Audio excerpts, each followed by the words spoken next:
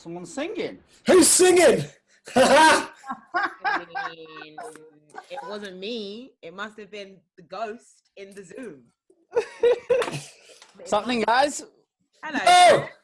What's going on? What's going on? What's going on? What's going on? How Have is you- everybody?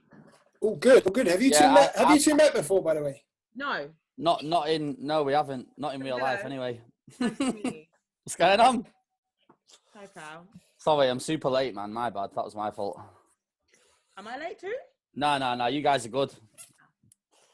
Where are you right now? I'm in Manchester. In my studio. Money. Studio, just I'm in Money. baby. And where are you, Double? I'm in Maidstone, Kent. God damn. Yeah. I know. Yeah, I know, man. I don't know why we decided to do a podcast together. People live far, Bridget. Right, get this, Shayna. At the start, when we first started doing the podcast, I would drive to Manchester to do it in a studio. Yeah. You know what? Sometimes you got to be thankful for the pandemic because that means you're like, oh, I can't do it anymore. We just do it over time. Real talk. Oh, I can't. Sorry, pandemic. I'm not allowed to drive. Yeah. Oh, to be fair, it's been a long time since I have drove. Pandemic wasn't what stopped me driving to Manchester. The drive to Manchester was what stopped me driving to Manchester. You know what? I hear that. I hear that. The petrol and the mileage. Yeah. Yeah, when you come, you need to get a train if you're coming from down where you guys are. Like 2 hours. That's all right. That. How long is the drive? Like 4 or 5? Yeah, 4.5 hours or something. 4.5 hours. Once, I think. Once. And, Have you been to Manny before? Yeah. Yeah. One time. Once. It's just too far. Yeah, it's a mission, man. It's a mission. It's not. We're not actually that far up. If you're going up towards like Newcastle and Edinburgh, that's a mission. Yeah. That's a mission. What's further? Liverpool or Manchester? I'm not very good at everything. From you guys. For us, it's about the same. Okay. They're like level, but they're on either sides. Liverpool's on the west and Manchester's over on the east. I went to both and it was like, bruh. Yeah, we're only 30 minutes from Liverpool, so it's we're neighbours pretty much. So I'm really up north. Up north, Which to be fair. sucks. For us, Shayna, anywhere north of Watford is up north, isn't it? True. Hertfordshire, too far. Luton, too far. I'm like, nah, it's alright, forget it. I'm from Brighton originally, so London's up north for me. Damn. Where were you originally from, Shayna? Are you a London guy, yeah? Born and bred, London, Yes. West London, have not moved out of West, stayed, Wow. that's it. And I'm not, like, I think being a Londoner, I can't see myself living anywhere else. Like, maybe in a different country, yeah. But in this UK, I'm like, why that? Like, You guys have no reason to leave, innit? Like we've had this conversation on the pod a few times about London is like the hub of where you can like connect and make things happen. And we always say to people like, is it a myth for people that live outside of London that they have to go there to like make things work? Do you know what I mean? Did you move to London at all, or do you just like No. always? Closest I got was Watford. I moved to Watford, and then I moved to St Albans after. That was nice though, because that was like when I was in Watford, and obviously I used to do Bang Radio. Literally driving to Bang Radio was 20 minutes from my house. Whereas when I was down in Brighton, it used to take me, on a good day, it would take about 2.5 hours to get to Bang Radio driving. On a good day. This guy On a good day, yeah. People don't know the struggle when it comes to community radio, man. The guy was doing 2-hour drives to get to Bang. Even like wow. Even Jay Knox, breakfast. He lives in like Croydon, isn't it? Even that's a drive. Yeah. He used to do, when I was doing West Side breakfast, he was doing the Beat breakfast, and he used to be like, like a hour-ish drive in the mornings. Yeah, that's too much, man. Damn. Dedication. I feel like I had it super lucky here because my local community station was like half a mile from my crib. Oh. But like when I was doing drive time, it was just so easy to get in and out. Like for you guys doing breakfast and then having to put the stomp in as well. That's too much, man. For me, doing breakfast when I was at West Side, it was maybe like a 6-minute drive. Oh, okay. I was like, roll. Yeah, literally. For me, it was calm, but I know people have travel, especially for community radio. Like, you will go where you need to go. Yeah, you just put the graft in, innit? Yeah, Like, you will do what you need to do. You've got an interview in Edinburgh for community radio. Oh, okay, well, yeah, it's Edinburgh. Let's go. I'm gone. Let's go. Overnight show, I'll do it. Yeah. Is that what it's like doing breakfast radio then? Is it literally a roll out of bed thing straight to the station? Now You have time to get doled up in the mornings and that, or what? How does it work? What's your morning routine like now? Doing breakfast, yeah, obviously on Capital Xtra is a bit different to how I used to do it at Westside, because I went from doing Westside breakfast for I think about 2 years, then I had like a 9-month break, and then doing Capital Xtra breakfast. Oh, okay. So it was like quite close. Westside breakfast was like literally like roll in and boom, like whatever. Like I'd like shower, put on clothes, or maybe wear pajamas or whatever, and then I'm literally like in West London, back home West London. Did you just say radio pajamas? Radio PJs, yeah. My bed pajamas and then my radio pajamas, because it's like feel comfortable and I can go to bed after, but we'll see how I feel. That was like my swag. Now at Capital Xtra, so I wake up at like 4:30ish. Get into the studio for 6. It sounds early, I know. Yo, I'm still awake at that time, you know. That is crazy to me. Yeah, he goes to bed at like 5 a.m. He's in the studio till like 5 in the morning. I don't have kids like you, Dubs. I get to stay up at night. Do you know what I mean? What time do you go to bed then? I mean, what time do you wake up? If you go to bed at like 5, what time do you wake up? I woke up today at about 11. Is that bad? That's an early start for him as well. That's like he was complaining on the phone. He's like, but when you guys put the hours in, like you're getting up early and stuff, I'll work through the night kind of thing. So like I'm not being lazy. I'm still putting it in. I'm just doing it in different hours. To me, as someone who has like a very strict bedtime, which is 9 p.m, like to go to bed at 5 o'clock in the morning, whatever time you wake up, it's not enough sleep. Like you could wake up at 3 p.m, and I'm just like, but you didn't sleep. Like you didn't sleep. You didn't sleep in the night, so it doesn't count. It's just like a nap. 9 o'clock's a sacrifice, man. What do you do? Like your evenings are gone. Like no. That's the dedication. Listen, no one can call me. No one can text me. No, my friends know. Yeah, don't chat to me after 9, because if you wake me up and you're not dying, if the group chat goes off and I miss it, I'm gonna be vexed. So for me, like my day finishes by like, I then winding down like 7 p.m, and I'm like, yeah, it's time to. Fair. What about on the weekends though? In real life, when there's not lockdowns and stuff, do you find like going out on a Friday? Because I know you DJ as well, obviously, so you do club sets. Yeah. So on a Friday night, if you're booked to DJ in a club somewhere, do you want the early set? Because you're a Capital X, you're a Capital Xtra DJ. I'll do the warm up. That's it. The promoters they're not booking you and trying to put you on at 10 p.m. You're getting a 1 a.m. You're getting a 1 a.m. shellers. I'll do the warm up. Nah, do you know what I do? Being in such a strict routine, where doing the breakfast show, where Monday to Friday or Sunday to Thursday, my body's like bedtime. The weekend you only get 2 days to really like enjoy, but your body's like no. Your body's literally like, I'm sorry, you want to stay up? You've had 3 naps already today. You're going to bed. 9 o'clock now. You're going to bed. So it is in normal life, it is kind of hard to kind of get that like that vim and like for your body to be so like on it. But I guess you just like on a Friday, if I've got like a big set on a Friday night or even a Saturday night, I've got a nap during the day. Like I've got a nap during the day. I've got to like strategically plan my day. So I wake up in time and I feel good and I feel ready to go. So I've been up for so long. When it gets to like midnight, I'm a bit like, oh, okay. Crash and burn. Yeah, I'm like, I need to like, come on. It's late now. Come on. And it's so mad because I used to be, or I still kind of am, obviously when outside opens and whatever, like a raver, as in like, when I say raver, I mean, I'm getting to the club at 1, 2, and then I'm leaving the club at 6, 7. So now I'm a bit like, I can't handle it. I'm very scared of when I go back to normal. And I want to go to my dances. I want to go to my raves. And I'm like, 1 o'clock is bedtime. Put on my shoes. I'm a little bit like nervous, but I guess with time, like you just got to readapt or whatever, like readjust, I guess. So when you're doing breakfast 5 days a week and then you only get 2 days on the weekend, you can't flip the schedule too much because that'll just completely mash up the whole. Like you got to keep the balance. You got to try. When I first started breakfast, it was literally like at Capital Xtra. It was literally like my weekend. I was like, yeah, going in. Like I was like, I had to fill up my weekends. Because I was like, I've got a bedtime. It's like a proper thing now. I've got to be very like on point in the week. But my weekend is mine. So I was so determined to like go out on the weekends and like make the most of it. But my body just couldn't handle it. Like there's not enough time to like be all blah, and then drink and then be out and then do this and then do that and then set here and then set there and then Sunday night be back in bed by like 8 p.m.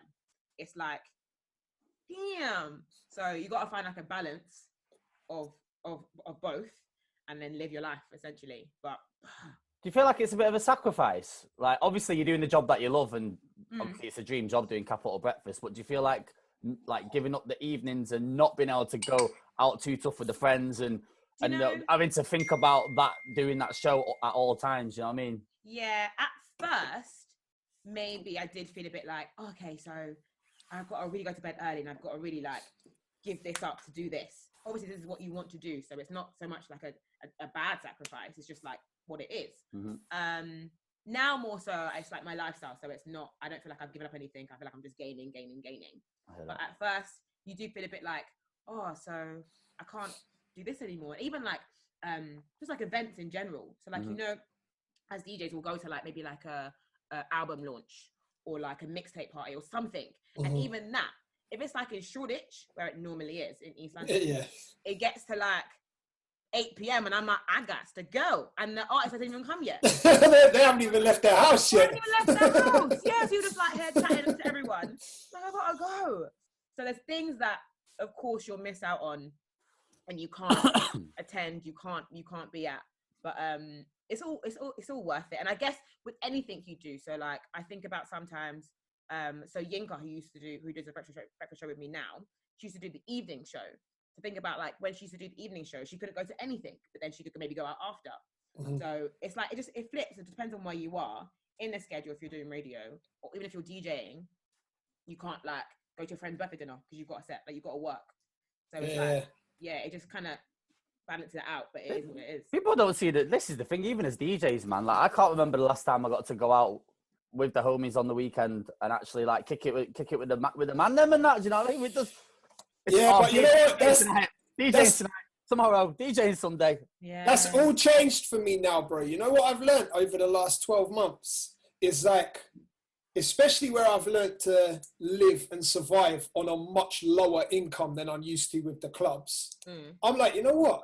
Actually, family time and doing that stuff with the friends. If I have to cancel a set or get someone to cover a set, that's what I'm doing from now, because there's so many times where I've looked over the last 12 months and thought, wow, like a proper beforehand was just like, I wasn't turning up to anyone's birthday if I had a set. I'm DJing, but now no friends, man. Honestly, I've been sat by myself for the last 12 months, realizing how lonely I am. You know that Pablo Escobar meme. Yeah. Dinner table in the swings in the garden.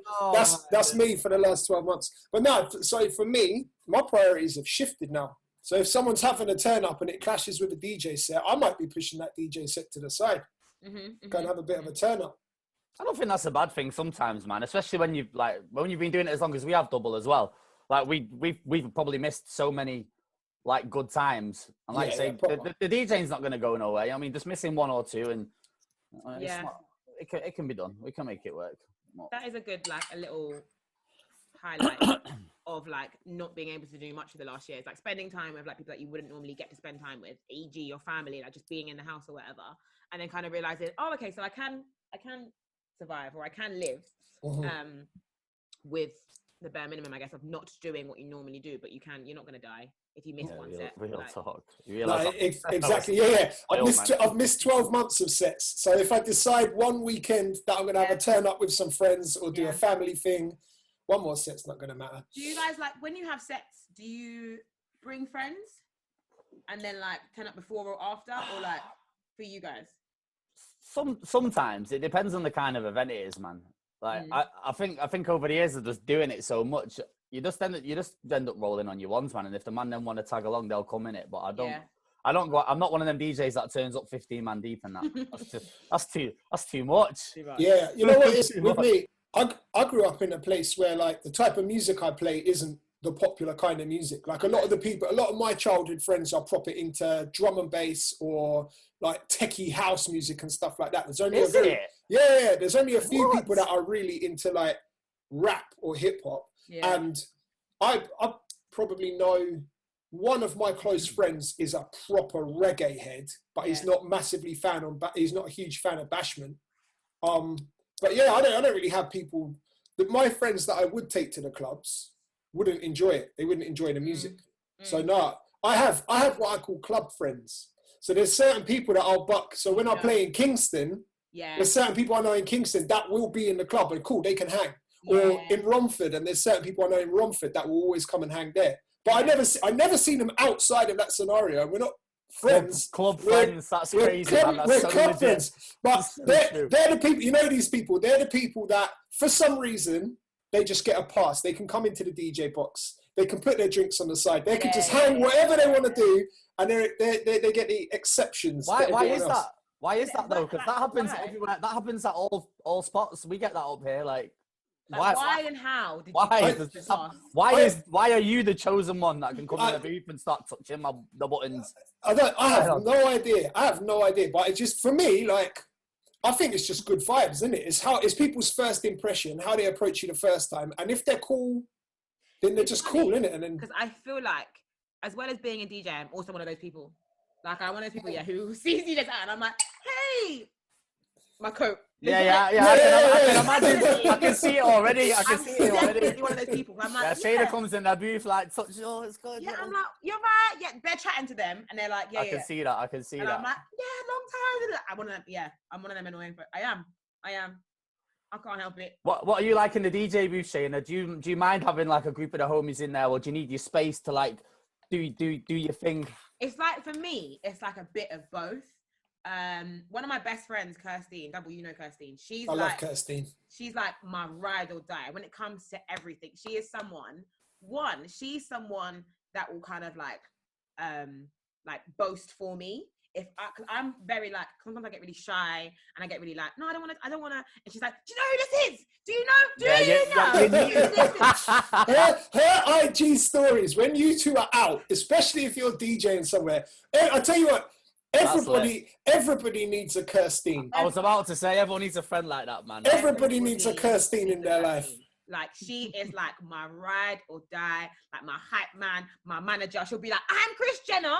Yeah, that's me. And I'm like, what she said. So like with her, and so sometimes I get like quite like shy and quite like reserved and whatever. So sometimes I need her to just be like, Shayna, like, it's all right. Like, it's all right. Calm down. Like, stop it. And then like, we'll get in the zone and whatever. And then she's like a very good person to have near me because, one, she knows, because she's not a DJ. Sometimes I teach her. It's quite fun. It's really good. But she knows like what I might need. She's like very like on point when it comes to like knowing what I need or what I do or how I work or whatever. So if like I'm like, oh, I need this thing, she's like, oh, your stand, your wire, your da-da-da. And I'm like, oh, see, this is why I love you. So she's someone that I feel like I need with me at all times. Like, at all times. The rest of my friends, when they come along, it's always nice to have them there. Especially if I'm playing like girl stuff, like the Sweeties, the City Girls. It's great to have a little gang around. That's right. Yeah. But strangers, I'm a bit like, I can get a bit like, get out of my face. But no, I like people. Having a couple of girls in the booth, or having a big bunch of man them in the booth. Different. Having a big bunch of man them in the booth, it don't look right, man. Yeah, it's different. I never understand why the man them come to the club and want to stand in the booth. Like, guys, I mean, look, nice dance floor out there, loads of pretty ladies in the building. Come on, man. Yeah. For civilians, it's a bit of a status thing, though, isn't it? It's like, I'm up next to the DJ. I'm snapping next to the DJ. Like, the DJ's got my coat, my bag, whatever. Like, that's how I feel anyway. It is like, because I thought about it one time. Like, why is it when all these people are here having a good time? Like you said, Stylist, like they want to stand in a square box. There's pretty girls on the dance floor literally by themselves dancing, and you're standing next to me on your Instagram. Like, bruv, go and catch a wine, innit? Like, it's a bashment set as well. Like, go and dance, bro. To them, you can't even like be in the dance with them because you're doing your job and they're just like there. So it is a status thing. You're right. It's like when boys have like bottles or whatever. It's just like, this is my status. So you're the fraud boys. Yeah. You tell the drugs, and I am with the DJ. That's what yeah. You can't even conversate with them either. So when they come in, it's like, you end up just being rude. I'm like, because I'm concentrating on my set. You know what I mean? The music's running, the club's full. I can't entertain you guys right now. So like, I always find like one of them missing it. When people are with you, they're more like people watching. So they'll see mad funny stuff, and they're like, look, and you're like, I can't. Like, so I you know what it is like. There's other people. There's different personalities that come in the DJ box, really, isn't there? Because there's also the gassed up person. You'll drop a tune and they're grabbing your shoulders and like, oh, bruv. It's like, bruv, this is a sick tune. I know it's a sick tune, bruv. I chose it. I put it on. It was I did this. I know. Oh, is that you? Yeah. The ones that shake you are the worst, man. So I'm trying to mix. It's like a car's crashing. Crazy. No, they're the worst. I'll tell you the good ones to have in the DJ box are the people that you can palm off to go and take the requests for you. And this perfect scenario happened on Saturday. I played at a thing down in Southampton, and the DJ's worst nightmare, there was a hen party. And, I know, after a year off as well, I was like, mate, welcome back.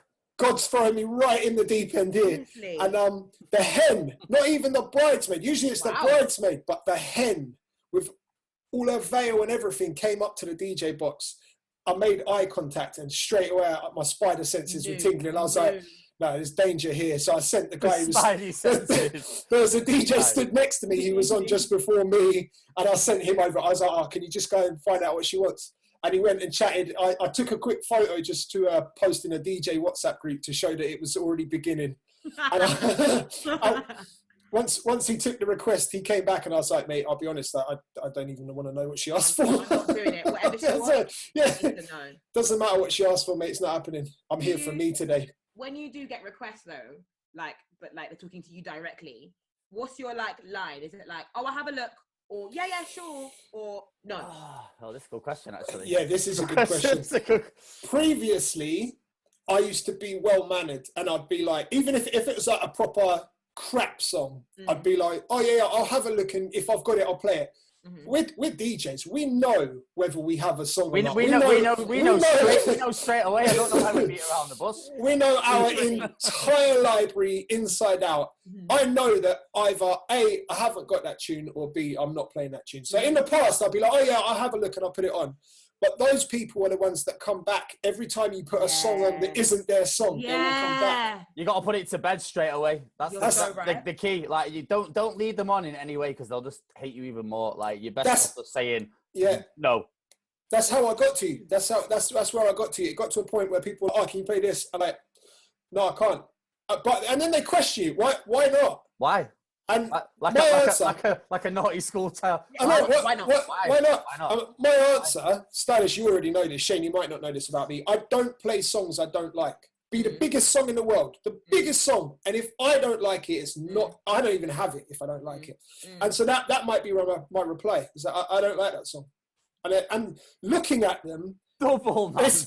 You think their reaction? I don't like that song. I'm not playing their reaction to this so evil, bro. It's like you said something horrendous about their grandma, because they're like you a DJ? I know. So where's the customer service? No, you're not my customer though, bro. Like the best thing is when someone requests a song that is like a super dope record that never ever gets asked for, and you're like, yo. Yeah. I can play that. It doesn't happen very often, like 3 times a year maybe. You know what? Those people, they are the ones that get the pass into the DJ box, because when you see them the next time at the event, it's like, oh yeah, guy. I know you. Like you've got a little telepathic, that's it. A guy. I don't think I've used the no yet. I'm always like, I'll see if I've got. I don't think I've got to your level of like no. Oh, you're too nice, man. No, I think nice to these guys. I need to get there one day and just be like, no, sorry, I don't like it. Like, I don't have it. I'm not gonna play it. The worst is though when they're like, oh, just like plug in your phone, just like. No. See, I've got a solution, and I mentioned this before as well. There's a solution, and I did this several times. Take their phone, because it's unlocked. They've given you the phone. Take it, Go on their socials and follow yourself on every platform. Instagram, Twitter, YouTube. It violates it. I'm downloading Twitch on their phone now to follow myself on Twitch. Boom. And then don't play their song and just give it back. Give up at their phone. Sorry. But it got to a point. I was taking selfies and posting it on their Instagram and tagging myself. All sorts. You can do all sorts when you've got someone's unlocked phone. It's amazing. Funny. Or maybe jump in the photo, jump on the camera and just take 1,000 pictures. Like 3 days time, they're like, "Who is this? When did this happen?" Oh my days! Flipping neck.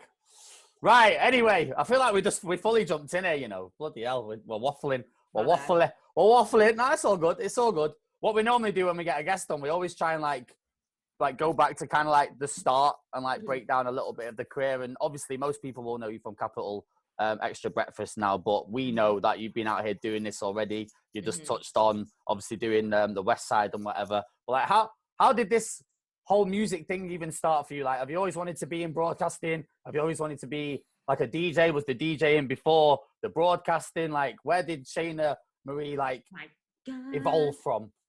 It's so crazy because when I think about like when I started or did I want to always do this, I think back to like the answer really is no. I didn't know I always wanted to be a DJ or a broadcaster or anything. But as soon as I started, I was like, well, duh. This is lit. Goofy. This makes sense. I think I started my first radio show when I was 20 years old. I was in like my final year of uni and I saw like an advert for a website that wanted to start like a radio show. So I was like, let me apply. That might be fun. I don't know why I was being fast here. I was in my final year of uni studying business. Like I had so much to do, but I was like, yeah, sure. Wow. Like, why not? Like, it'd be fun. Sure. And then your first show. So I was at uni, at Pulse 88, first show, went really bad, but really good. So like, I realized then, this is what I want to do. This is what I want to, this is what I want to be, I guess, because it just all makes sense. And then certain things that in my high school, I went to an all-girls school. So we were a lot more carefree with what we did at lunchtime. We were a lot more like whatever. But going to like a same-sex school is so much fun because you kind of just do whatever. You're not worried about like with the opposite sex and like how to look and whatever. So as at an old girls school, all we did at lunchtime was dance. Like, and it sounds crazy, but that's all we did. As in like, we did the whole single ladies routine. Like, I know, weird. We did every kind of like any kind of routine. We learned it and we did it. And then we've got like, when we got like 15, we started going raving. So it was like dancing to bashment, we're dancing to dancehall, like we're whining, like in the classroom, like. And I was always the girl with the iPod with the music. Okay, you was like, the selector. Come on. Like, got new tunes, let's go. Orcs in the whiteboard, Strubs in for the whole lunchtime hour. It was always like a party. When I started, I was like, see, it was meant to be. Like I started it from there, planted the seeds. So I was doing Pulse 88 for like a year, like learning like one show a week, basically just presenting, just broadcasting. And then from then went on to West Side Radio, which is community station in West London. And I was there for maybe about 4 years. And that's where I kind of really learned everything, I guess, when it comes to one, how to be a broadcaster, two, how to DJ. I learned in that studio, like in the little studio to like the little back room. Like it's literally like a box. And I went in there and I was like, this looks like something I want to know how to use. Took me so long. And I'm sure I don't know how it was for you guys learning how to DJ, but like it's one of them things that you can't do it until you do it. So you just gotta like keep like figuring out this, and then you get it wrong so much, and then you're like, oh, okay, this is how I do it. You do it again, and you're like, okay, I can do this. And then also it's always a learning experience when it comes to DJing, because there's always new things, or there's always things that you wanna like figure out or like better than you did the last time. So it was like super frustrating, but obviously rewarding in the end. Did you actually have a tutor for the DJ? Was this something you tried to teach yourself, or was people like showing you the? Taught myself. Like, taught yourself how to do it. Taught myself because I was too embarrassed to ask anybody to begin with. Got you. So, taught myself, and then felt a bit more like, okay, so I had a friend who was a DJ. I was like to him, can you teach me? And he had like no patience for me. So I was like, let me go and learn a little bit myself, and then I can come and show him like I can do this, but then what's next? So then he taught me like a little bit more. Then I remember I used to do this thing, I used to like message DJs and be like, can I come and watch? And they'd be like, no, you weirdo. Like, why? Like, they didn't know that I was a DJ. They didn't know that I wanted to DJ. Like, didn't know. So I'd be like, there's a guy called Swivo, one of my favorite DJs ever, yeah? I'd message him on like Snapchat or Instagram or whatever and be like, oh, can I come to your next set? I think he just thought I was a groupie or like I was just being a weirdo. But I was like, can I come? And he'd be like, no, like, or he'd like fob me off and be like, yeah, sure. And never message me again, yeah? Like, never. And then he realized, I think I put out a mix one time and he was like, oh, you're a DJ. I was like, yes, that's why I've been wanting to come all this time. So it took a while kind of to like learn about, like around other people. One, because I was too shy to ask, and too like embarrassed to like be like, I want to be a DJ, so can you teach me? It was more just like, oh, I think what you do is really cool, and then not be open with it. But yeah, I learned in the 4 years at Westside how to really DJ, and then of course how to represent, and then met like a whole load of people.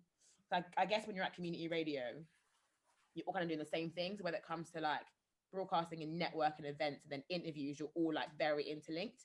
So everyone I kind of met at the time was doing the same thing that I was doing.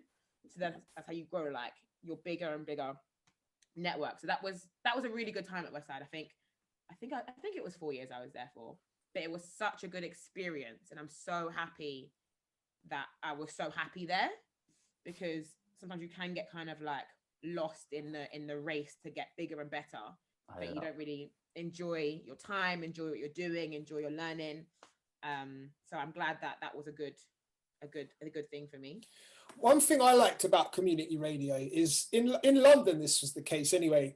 Even though there was Bang Radio, there was Westside, there was Represent, there was Pulse, there was Rinse. There's so many in London, man. There is a lot down there. But the thing I liked about it is it never felt like rivalry. Like, you see, when we would do like the press days, so community radio, for people listening that don't understand how it works with community radio, when it comes to interviewing, the artist will be put into one studio, and then it's just a conveyor belt of presenters just get brought to right. Now we have Pulse, now we have Westside. But in the lobby, waiting to do that interview would be all of us, all the interviewers, the presenters, waiting to go in to interview that person. And that's when we would all sit and chat. And that's how I met you, Shayna. I'm pretty sure anyway, because I'm pretty sure that's how we met, because we used to just see each other at every single interview and following that. But it never ever felt with any of the other stations that there was any kind of friction or rivalry. And the cool thing is someone would come out of the interview and it'd be like, oh, how are they? Like, what kind of mood are they in? And then it'd be like, like they're in a good mood, but just don't ask about this because it gets a bit edgy. Or he's cool, he's open for everything. Like he's proper high, so you need to really drag the answers out of him. Those kind of things.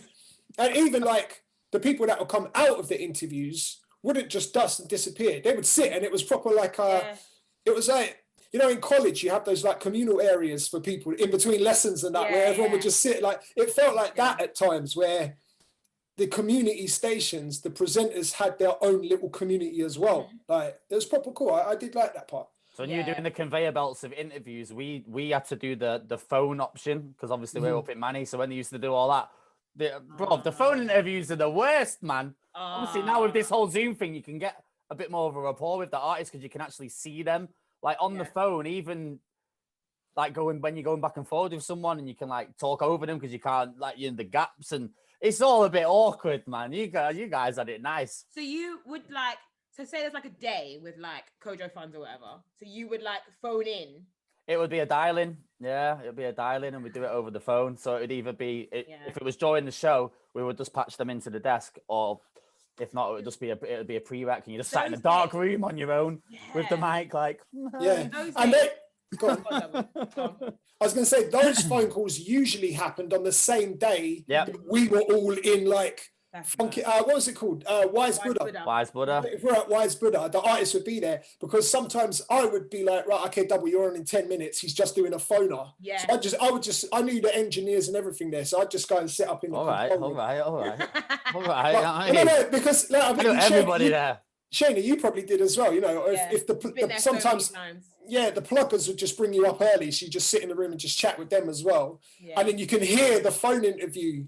that's going on before yours. Like, it's so mad. Them days were so like, I can't imagine how it is for the artist having to do like, you know, a full day of press, and then like you said, the conveyor belt. It must be awful. We only get like 10 minutes with the artist or whoever it is, but they're there for like a couple of hours, like 2-3 hours or something. Like a lot of the same questions and stuff as well, man. They must get so stressed. We do some of them now, especially in the last year. We've done quite a few for Capital Xtra, like the press junket, so like the Americans. So yesterday I did I don't remember his name. He's a guy in Marvel. Must have left a very big actor, yeah. I know, he's a very big actor. I can't remember his name. American athlete.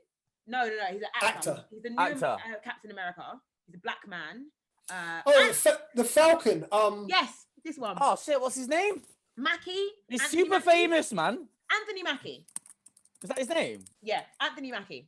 Black guy, and he's in like the film. He's in the film with Anthony Idris, and he's in Black Mirror. Yeah, I know what you mean. And Anthony Mackie, you're correct. I did him yesterday, but I was the first person, so I was so happy. I was like, hey, and he was like, hey, and I was like, oh, yes, like, I'm the first, because when you're like 7th in line, it's they're not feeling it by then, innit? The energy levels are sapped.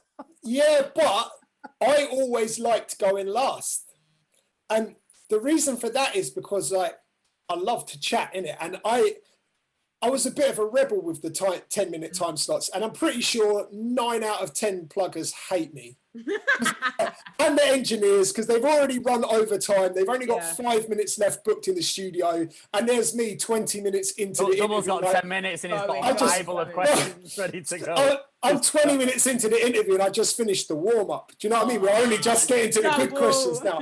But it was cool because there was no one after me. I wasn't taking anyone else's interview time away. True. And a lot of the time, fair play to all the pluggers, because it was only like, I know I proper pushed the boundaries with everyone, and they've always been cool with me. You get like the wave through the window, like 5 minutes left, and then 15 minutes later, it's like, wrap it up. Yeah. But I always feel like, because there was no one after me, even the artist was like, oh, okay, right, this is the final lap, so cool. Yeah. And then, I don't know, I approached my interviews slightly different, because I would make sure that I watched the artists, all of their interviews, and I would try my hardest to ask questions that they never get asked. So I feel like sometimes at the end it's like, oh, okay, and then it was different for them. Do you know what I mean? So it's so different. It's the last one. You've got a bit more to like play with. Exactly. So, that's a good shout. So I quite liked going last, but yeah, the other thing is, if you go first, you do get them fresh when they've got that fresh energy, and they're like, right, okay, they might even be excited about doing interviews today. So I did Lakeith Stanfield not long ago. Who's that? He is the guy in Judas and the Black Messiah, in the film with Daniel Craig. Yeah. The bad guy in it. He's in a lot of other things. He's also in Get Out as well. He's in like a few other things. Oh yeah. I know what you mean. He's so anti, yeah. Oh. I'm not dissing him up, okay? Just put it out there. Disclaimer. But I think for him, I must have been like in the middle of the day or near the end, yeah. I've gone on the Zoom, yeah. He's like this. He's like sitting back in his chair like this, like slumped down, yeah. And I'm like, hi, and he's like, hello. And I'm like, oh. This is going to be one of them interviews. Like last in line, or like when they're not on it anymore. It's been a day. Like I can only imagine it's been like a couple hours. They've done this interview, asked like stupid questions, and they're like, I just want to act, or whatever they were doing. It gets like that, but it's part of the job, man. Like, at that point, what's the approach? Like you ask the first question, and you just.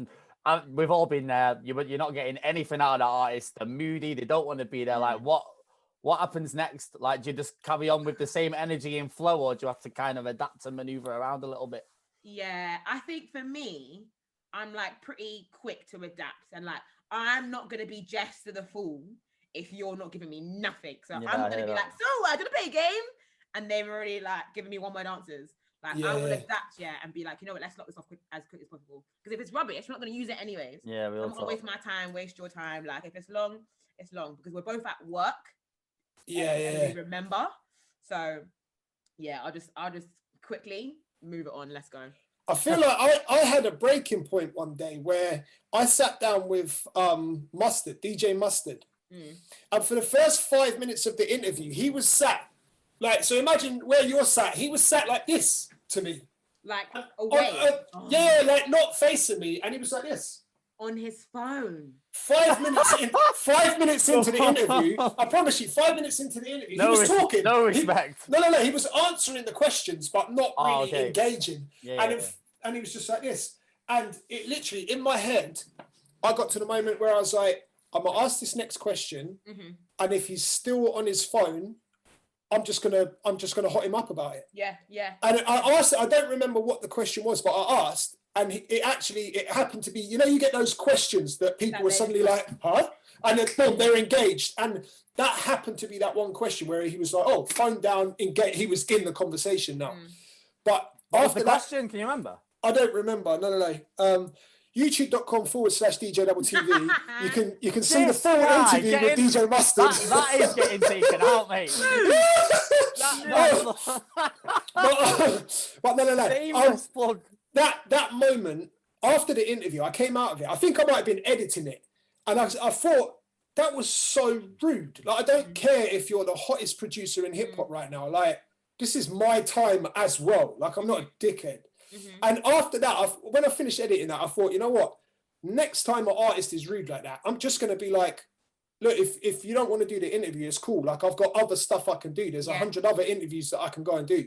If you want to do that. Do you know what I mean? That's how I'm going to sort of, and luckily, I've never had to do it. That was years ago. That was the same year that Stormzy came to the forefront. Do you know what I mean? So it was a good, like, 5 years ago or something. But luckily, I've never had to do it. But I feel like that's the approach now. Yeah, those points sometimes like come because the thing with us, when you're like interviewing artists who are like massive, you think like, oh, you might get a bit in your head like, okay, like this is my moment, like I've got to be so nice to them because they are this person. But also, I am a human being, and you are a human being. So don't like mug me off like with my time and like we're both doing this, because I think I had the same as you, Dubl, where I was like, thinking so like, okay, cool, so this is going to be like a really big interview for me, or like this is going to be massive and I got to like make sure the questions are If I ask you these great questions that I spent so much time on and you're giving me nothing, then actually don't mug me off, because I don't want to be here either then. Like, don't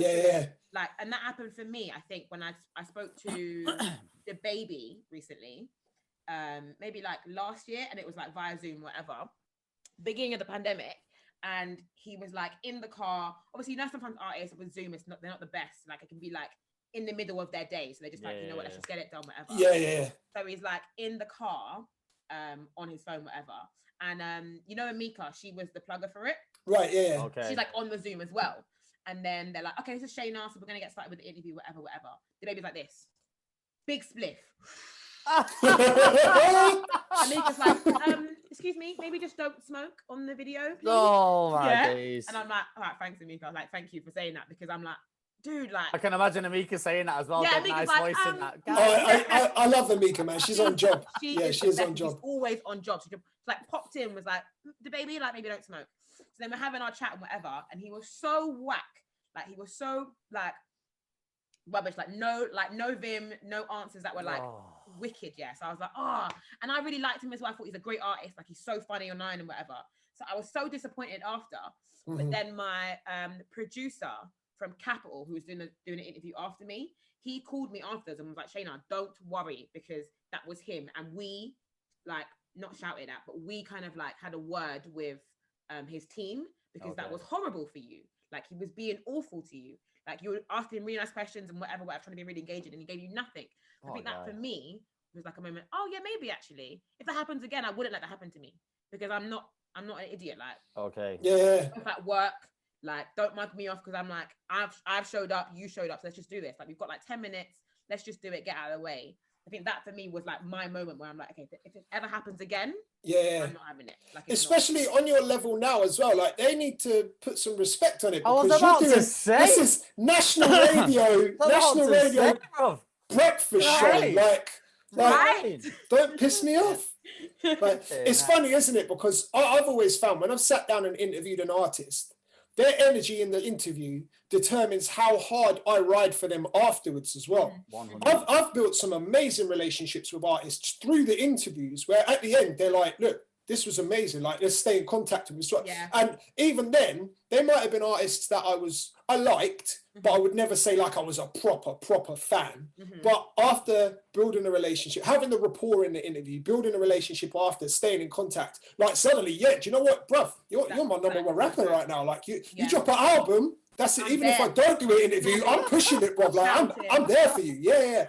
But and same way, that same energy in reverse. If you're a dickhead, or if you're not doing like, if it's a crappy interview because of you, like, I'm not interested, bro. I'm never buying your music again. I'm not gonna play. I'm not gonna buy. I'm not gonna shout about it. I think you're getting playlisted on Capital Xtra now. See ya, mate. I ain't got no leverage like that. I know.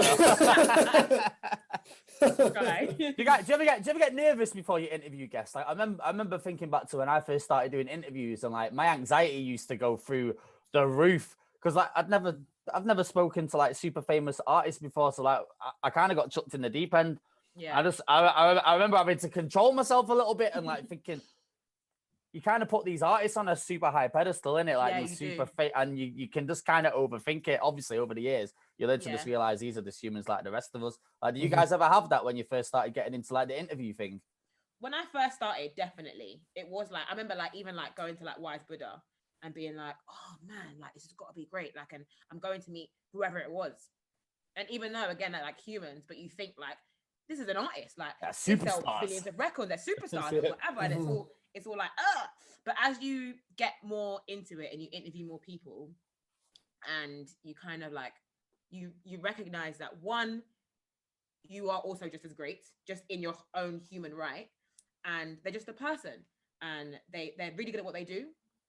And you want to chat about it. So I don't think I've gotten like recently, no, but definitely in the beginning, I would like be like, oh my God, like I can't remember who I was like super nervous about. I think my first like international person was Mario.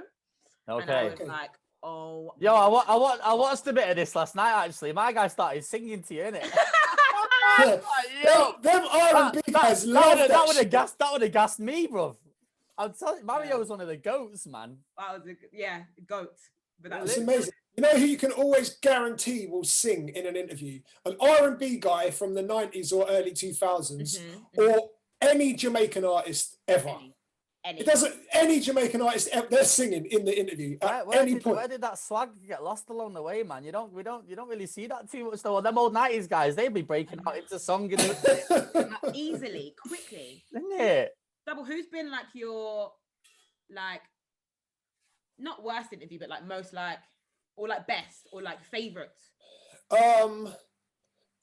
There's a couple of moments actually. I think one of my favorites, probably the go-to one. You've got a couple, Dubl, man. Yeah, I wouldn't say it was my best interview because we had a narrative to follow, but definitely one of my favorites was with Swizz Beatz, which we spoke about last week, Sty, and that was part of the reason was because at that point, it was like the closest I'd been to meeting or interviewing DMX. Yeah. So I had a whole DMX section in the interview. Yeah.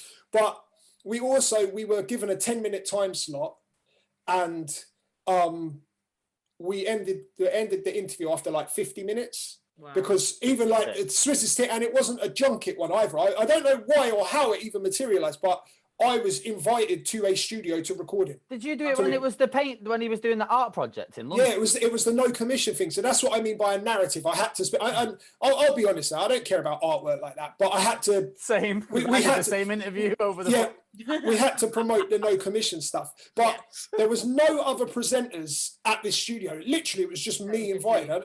I don't know why that was the case, but 50 minutes later, we finished the interview and Swizz was like, yo, this was amazing. Like, this was a really great interview and all of this stuff. So like having that moment, that was a few years ago as well. Like for me, it was like, Swizz Beatz approves. Yeah, like, that's really good. Yeah. That's just someone I've been listening to since before I was DJing. Yeah. Has just told me I'm good at my job. Yeah. Like that's sick. That's like the icing on the cake, right? For an interviewer when the artist like fully bigs it up afterwards. Because you can only imagine how many interviews they've done in their time, whether they've had like a short career or long career or whatever. But you can only imagine like how many like chats they've had or people they've been around and whatever, and for them to sit down and really enjoy your conversation. Yeah. It's like, oh yeah, that was nice. Yeah, proper. I think my best one was probably, and this actually ties in with the nervousness as well. It was this year, funnily enough, and it was after like basically not doing face-to-face interviews for almost a year. Yeah. And then this interview was going to be quite like a very personal, quite deep one, and it was with an artist called La Vida Loca, so female rapper. Now she's got a really like deep, quite dark story. She was sent to prison at 16, and she was in jail for like 5 years from the age of 16. Yeah. And so there was so much to unpack about this, but I'd only done 2 face-to-face interviews at this point in a year. So it was like, oh shit, I might be a bit rusty. Like I've never met the girl in person, so I don't know if we're gonna like have that chemistry. But actually it turned out it's to date one of my favorite interviews to do. Because she articulated herself amazingly. She seemed like such a G. She's only young though as well, right? Yeah, she's like 21. Yeah. She spoke like a grown woman, man. Brand new in this as well. Yeah, she's only done a couple of interviews in the past, and fair play. Like the couple that I've seen were in-depth interviews as well. I know she did one with Amaru. She did one with someone else. I can't remember who. So she's done the in-depth stuff, but she was so open about talking about everything and articulated herself amazingly. And yeah, it was a really great interview. I came out of that one like, yeah, we've made something special here. That's really good. That's nice feeling.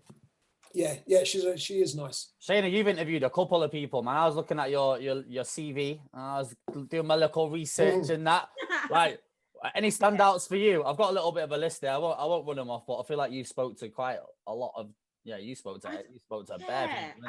I forget though. I do like. I'm like, oh, I think one of my standout ones, just because it was ridiculous and it was like, I was being a neek. They were being an. I did at Wise Buddha. I did Jacquees. Okay. I remember like he was trying to hit on you, you know, bro. I seen it. I remember being like, I remember leaving. Yeah, like, damn, was he moving to me? Like, I remember leaving. I was like, so did King of R&B, or was he just like trying to like move me up? I don't really know, but when I watch it back, I'm like, oh, this is weird. Like, oh, it's just funny because I feel like I was still kind of new to doing what I was doing. Okay. And Jacquees was like massive at the time. He still is now, of course. But he was like, he come over to like done like a few tours in the UK. Like the R&B stuff was popping, and he's mad pretty. And I'm like, this small American boy, like he's cute. This small American boy. He's tiny, isn't it? He's tiny, isn't it? He is so tiny. He's like a little mini package, but he's really cute, and he was really lovely. Like it wasn't like sometimes as a female you like might get a bit uncomfortable, but it wasn't like weird at all. That one was like probably and because I was still like quite low key and underground at Westside, but that one got like a lot of traction because it was him for one, and in the interview he's like moving me up, so it's like this is so funny. So my friends love that video so much, like so. I can imagine. So that one for me is like a standout one just because it's jokes.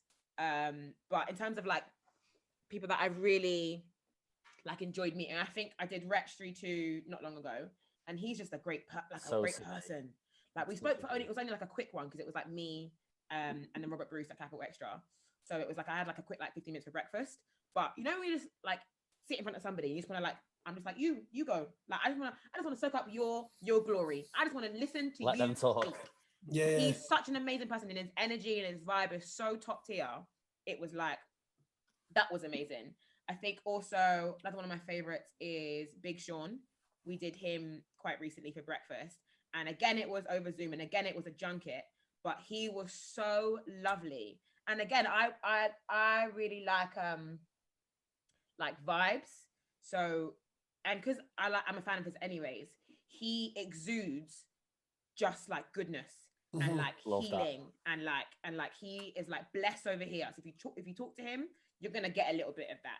So we're speaking, and then he was so complimentary of us as women and as Black women and as working really hard. And he didn't know us, as in like he probably didn't know who we were really. He knew, okay, the breakfast show of this station in London, but he was so like so nice.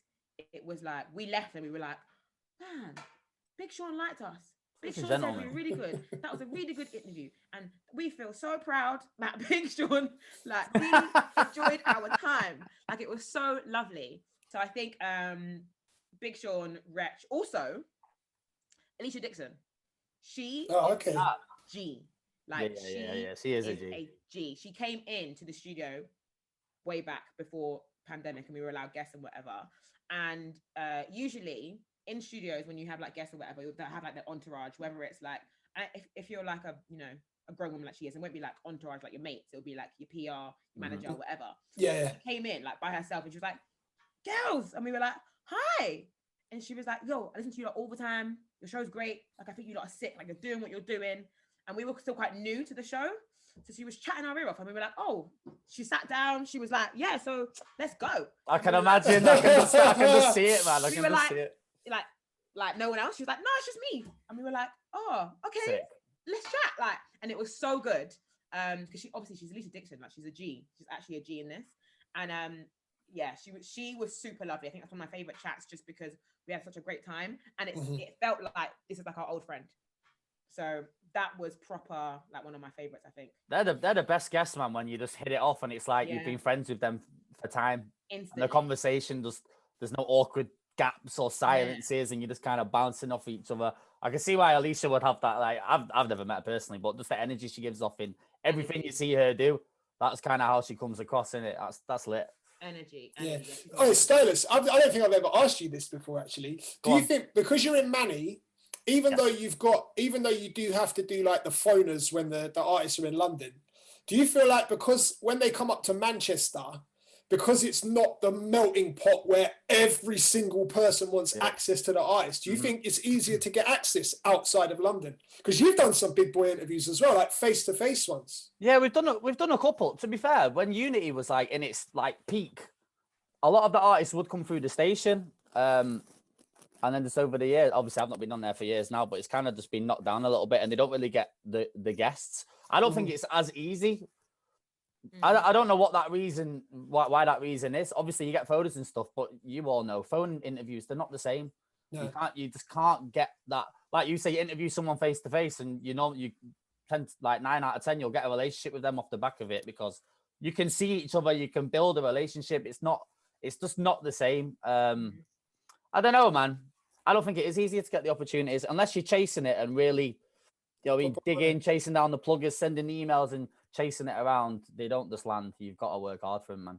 Because that was something I found, that outside of London. So obviously when I was living close to Brighton, when a big artist did come to Brighton, it's easier for me to get access to them there than it is in London.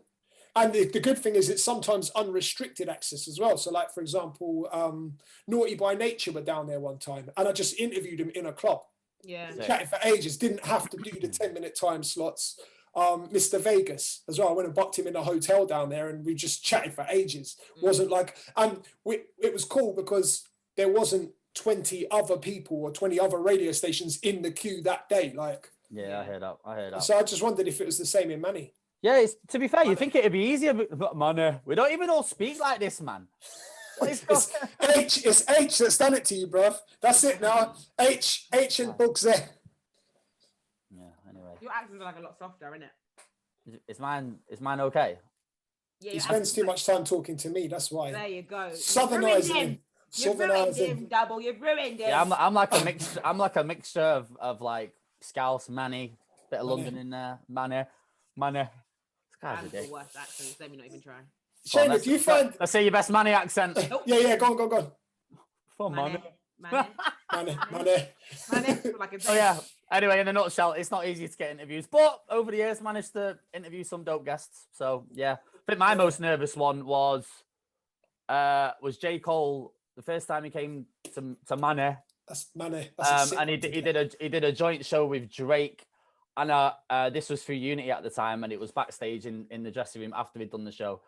So we're waiting around for the whole show. So I'm thinking about my questions through this whole show. I can't relax. I've not interviewed like no super big rappers or anything. So like I said, I'm anxious. I'm overthinking my questions. Like, this is J. Cole, Drake's here. What's going on? Anyway, go through the back to do the interview. I go into this room. This whole room is like completely smoked out. Drake's in there. J. Cole's in there. Rio Ferdinand is in there, yeah, and a few of these other people. These all kit. Right, yeah, just go and do your thing in the corner over there. So we're not like in a separate little room or anything. I've got to sit down in this room. No. With Drake's in there. This before he's not a superstar at the time. I remember that tour. Bro, I bricked it. I'm like, I've got to sit here and do this now. Nah, I would have been shitting my pants. Got my little Zoom kit with the 2 plug-in mics and that, doing it old school, because this must have been, it could be, what, 7 years ago? I don't even know. It was quite a while ago, but I just remember thinking, I couldn't focus, man. All these people around me, the room's full of smoke. I'm getting high breathing this shit in. Catching a contact higher for J. Cole. But like J. Cole just made it super, like you just said about Alicia Dixon, J. Cole's energy, it was just super down to earth. And it just bounced, man. And that just made my life so much easier. And it was after that, I was like, right, I just need to learn to relax a little bit. Yeah. I go to these, like you think of all these things. It never goes that way. You have this thing of just pulling everything apart in your brain, or maybe I do. I'm just a bit weird like that. Definitely. I think, like you said, we put like the artist on a pedestal, which of course they are, because obviously it's J. Cole. And you're like, you're a superstar. But again, human. Okay, cool. We can have a chat. Like, it's fine. Yeah. It's funny that same year, that was when I became a J. Cole fan, because I'm very like, I don't know why, but I'm against. If I get told something, I'm against it. So everyone was telling me J. Cole's the savior of rap. He's dead, bro. Like, it's not the savior of rap. I didn't discover him for myself. I had other people telling me about him. Therefore, he's not the savior of rap, because I haven't found him for myself. Same with Kendrick as well. Like, Kendrick Lamar's the truth. No, I'm not having it. I don't like this Kendrick guy. He's got a weird name. I'm not having it. But yeah, and then I saw J. Cole supporting Drake on that tour, and seeing what Cole did with the crowd and how they responded to his music, I was like, what am I missing out on? I have to get into this guy's songs. He's one of my favorite rappers now. Yeah. J. Cole. What? Yeah, one of my favorite, bro. Like 100%. And in terms of interviews, he's close to the top of the list of people that I need to interview. 100%. Yeah. I've actually interviewed someone that you haven't. Oh yeah, I never got the J. Cole interview. Not yet. not yet. It's coming. It's coming. So, like, yeah, it's funny you're talking about backstage ones. Shayna, what's your favourite interview style? Because obviously on Breakfast, you've got to keep it kind of very light-hearted. You've got to do the banter. I know you kind of do games with people sometimes as well. Like, do you prefer that to other styles? I think when it comes, because Breakfast, it is quite quick and it's quite choppy. So whenever we do an interview, it maybe be about 15 minutes long, 15 minutes at the longest. And then our producer will edit it down to 3 2-minute clips. Right. So wow, so they're concise, man. They get chopped right down. Yeah, it's literally get like ask a question, cut, laughs and jokes and whatever. And I do like that because it just gets it done, and you're not here to like waste time. But I think it depends on the person and what you're talking about. So again, with like the Big Sean, it's like we were speaking about his album, but then we got into other things. So it's like I kind of would want the time with someone like that, especially if I'm a fan of them, their craft, whatever it is they do. Like I would enjoy like a little bit more time to kind of like get into the nitty gritty. But for Breakfast, we kind of been like honed in on the boom, snappy. Get it done, get your answers. Which is nice, and it works, especially for the artists that we have as guests. So when we do like the new artists who are really young as well, they're not really good at interviews. So you just got to ask a question, like they give it like an alright answer, and you get like a little bit more, and then that's good enough. Because if you try and get any more from them, it's a bit like it works. Real talk. Yeah, that's the thing about younger artists, man. When they're not like, I don't even know if it's media training or just experience. Life like you say, you can tell when you see an artist that's new and they just like it's semi awkward, or they don't know how to answer, or they kind of shy away from it a little bit. Does that make it awkward for you as an interviewer when an artist is like that, or is it your job to kind of pull the best out of them and make them feel comfortable? You kind of got to get the best out of a bad situation, bad or good, and you kind of want to aim to be the person that can, you know, kind of get a bit more, or like do the best with what you can. I think not everyone's going to be media trained, and especially now, I say with the music that we kind of like are blessed with in music nowadays, it's like they're like quick songs, and it's like kids making them, and then they blow, then they're superstars, and they've got to chat to people on the radio, and they're like, like there's been many a time spoken to artists, and they're like, oh my god, like this is Capital Xtra. Yeah, like come on, man. Like, but I'm like, you lot are bigger than us. Like, you guys are massive, like superstars in the eyes of the world and the music that we're listening to. But they're just like buzzing because they're like, oh my god, we're on Capital Xtra. Oh my god, da, da, da. So it's not awkward.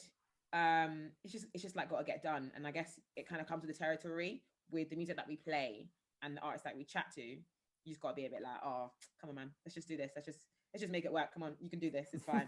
Yeah, I find like those kind of interviews as well, though, are great for entry-level artists that have just blown up. Yeah, because it's you're asking banter, you're asking like just all funny little questions and just stuff that you could literally stop a stranger in the street and ask. Do you know what I mean? Those kind of questions, but everyone will have some kind of answer to. Yeah. And it puts them in a comfort zone. Do you know what I mean? It's like nice and relaxed and bantery, and then you can just end up having jokes, and it creates amazing content because you're actually getting humor out of them. And that's what you want to do, yeah, you're bringing out a side of them in those kind of interviews that people don't get from the music. Yes, especially with a lot of like UK artists now, especially the drill guys that are blowing up. Like, I mean, I don't know how much stuff you're able to play on Capital Xtra because some of it's pretty extreme. Yeah. But especially with those guys, the stuff they talk about and the stuff they reference on a song. Yeah, you kind of. It's like the opposite of humor. Yeah, you want to see their like a bit more like personable side in there. Like we did Digga D. He's probably like the most drilly person that we've done, and it was like, okay, so we want to get like something fun for him because he is like, you see him on social media as well, and he is like a fun guy. Yeah. Okay, let's bring this because he makes the music and it's all about this and that and that, and the parents are like, no, if you heard him on the radio, I'd be like, oh, he's not that bad actually. He's just like a kid that like has some jokes and like eats McDonald's, like it's fine. Yeah. So like you're right, it is nice to have those kind of interviews for those kind of artists who like you want to get something different from them and bring out like a fun side because they're talking about drillings and whatever on the Yeah, it's probably nice for the artists as well to have that kind of banter and like because some of the questions and stuff that you do hear in those style of interviews, some of them are just so like they're wacky and fun questions. They might never have had to even consider the answer to that before. And then for them as well, especially because when it comes to like press for them, usually it's like quite negative. So it's like when they're getting associations with their music or whatever, they're in the press. It's like the bad stuff. But if they're allowed to like chat to somebody who's going to put them out there in a good way, it's exactly. Like, oh, okay, maybe I will. 100%. That could be the reason why some of these artists can be a little bit defensive sometimes because they probably just expecting to hear negativity and not bring the positive side to the table. So when you can do that, and I feel like all your interviews kind of always have that. You're always trying to draw the best out of people instead of trying to fish them along and set them like put them in a trap kind of thing. You know what I mean? Yeah, I mean, I always when it comes to like someone like you, Dubl, like you are so good at doing the sit down and we're gonna discuss and we're gonna chat and we're gonna get into absolutely everything. And I have so much respect for that because I'm just like, damn, you really got that out of them. Like, trust me, I know. You really did that. And that's like a next in-depth level, which I really love. But where mine and the platforms that I've been on has always just been a bit like, it's just like lighthearted and easy and quick and quippy and whatever. That's kind of what I sit in and I quite enjoy. But the deep stuff, maybe it'll come one day for me to like actually have a sit down. And I think especially for me, if I did that, it's got to be like somebody that I really fucks with, like big time. Yeah, I hear that. It's got to be like a person that I'm like, man, all right, let's do this. Yeah, see, I've got a slightly different opinion on that because there's certain artists that have incredible stories, like really deep stories, that there's examples of artists that would make amazing in-depth interviews that I have personal relationships with. I have friendships with these people. But because of my friendship, I put up a bit of a barrier, and it's kind of like, I don't want to ask you about that part because we're friends and I already know the answer to this. And it's sort of like my interviews, I always approach my interviews in a sense that I ask what I want to know. Yeah. The questions and the way I write my interviews, it's as if we were having a conversation in a room with no one there. Do you know what I mean? So I ask what I want to know. So when it comes to like, certain like people that I either put on a pedestal or friends that are artists, it's very difficult to do that because it's like, I do want to ask quite a blunt, deep question, but you're my friend. So at the same time, I don't want to affect our relationship. You don't want to cross the boundaries. Yeah, I prefer doing it with artists that I'm a big fan of their music, but I don't really know you. No personal attachment. Yeah, so there's no, because... So man can ask them anything now, bro. Yeah, basically it is that. And it's like, okay, we've never met before. We've met 5 minutes before we sat down and the mic's gone on. Yeah. And then it's that deep conversation that 9 times out of 10 ends in a good relationship moving forward. Yeah. There are occasions where it doesn't. Let's not go there today. How do you find working with a co-host? Because you and Yinka have great energy together, and I see it like. To ask this. Are you reading my notes, Dubl? No, I'm just quite good at interviewing. Oh, rascal. I see your energy off air as well, because even just today, I think were you two at the gym together or something like that? So you just. No, you two are like sisters, man. Like you just get that sisterly vibe, innit? Like that it's family. It's so funny. Dubl said we were at the gym. No, we go to the toilet together. All right. So you're that close, yeah. Can we talk about this? This is a female thing. Girls, why do girls always go to the toilet together? Yeah, we do. You're in the club and it'll be like 9 girls. Let's go toilet, ladies. And all 9 of them will trot to the toilet. It's like we're all like hold hands and like we're going to the toilet. Yeah, all right, we're coming back. Like I'm just gonna go to the toilet. Like you just have to have a friend with you, otherwise it's just. What if you need like a lip gloss and you ain't got it, or what if you need something and your friend's got it? Like someone needs to be there. Who's gonna take a photo of you next to the hand dryer? Yeah, take a photo of me next to the hand dryer. Me and a friend always. No, but Yinka and I are like great. I am nothing but grateful for her as a person, who she is, how she works, and that we met and that this happened, because it's so like people always ask me, friends before? Did you know each other before? And I'm like, no, I didn't. Like obviously I knew of her because she was on Capital Xtra. So like I knew, like, of everybody, I guess, when you're in the industry. She was very prominent on Rinse before as well. Didn't she do drive time on Rinse before Capital Xtra? So Drive, I think, for a little bit, then the breakfast show on Rinse, and then moved to Capital Xtra and did evenings. So of course, like, and she's a bit older than me as well, so she was doing like Rinse before I was doing radio, I think, or like around the same time when I first started or whatever. So we met because she wanted a co-host for her show. So they literally got me and a few other people into demo and whatever. And I remember we always say this to each other, like the first time we met, like what was our first impressions, because it was however many years ago. And I remember she was like, obviously Yinka is Yinka. She's like a very like wacky person, but she's amazing. And I remember she was wearing like a purple wig and like Hareem pants, yeah. She's like a cup, like a massive mug of coffee at 3 p.m. I think that was weird. I was like, who drinks coffee at 3 p.m. for one? Yeah. What's happening here? And then I had braces at the time, like Invisalign. So before our like demo, I had to take them out. And she was like, this girl is weird. Like she's like got her dentures in her mouth. Oh my days. Like, so our first opinion, we're like, this girl's weird, but I like her, but she's weird. And then so I got the show, whatever, when we met. And then I think I kind of like hung out with her like a little bit on her shows, maybe like a few weeks before we first started doing our Saturday show. So we would do like one show a week, and she would still do her evening show, but we do one Saturday morning. And we hung out and we got on really well, and it was like, okay, this is cool. Like she's nice. Like we vibe, we gem, and then but quite soon we realized that I like her. Like and this works really well.